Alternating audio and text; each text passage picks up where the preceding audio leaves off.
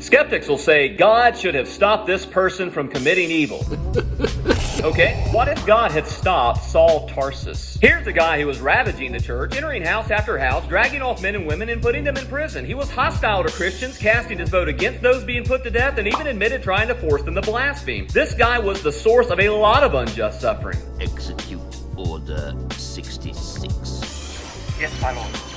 I wonder how many of those Christian victims prayed to God that justice might be done toward Saul Tarsus for what he was doing to the church. How many of them were frustrated that God would allow someone like Stephen to be stoned to death while Saul be allowed to persecute the church? Now fast forward 2,000 years. What if God had answered their prayers and zapped Saul into oblivion before he ever set out toward Damascus? Would we be better or worse off if Saul Tarsus had never become the Apostle Paul? We know the answer. Patient love won Saul over, which he acknowledged in 1 Timothy 1 verse 13, saying that despite being a former blasphemer, persecutor, and violent aggressor, he said, I found mercy, so that in me as the foremost, Jesus Christ might demonstrate his perfect patience as an example for those who believe in him for eternal life. Had these Christians known who Saul would become, what he'd ultimately contribute to God's cause, surely they would have rejoiced that they had been considered worthy to suffer shame for his name. It's what Jesus did for us. So I don't know why God allows some suffering to continue, but we do have example after example of how suffering can be the launching pad for great and wonderful things. God sees the big picture after suffering. We don't. And that's okay, because he is God,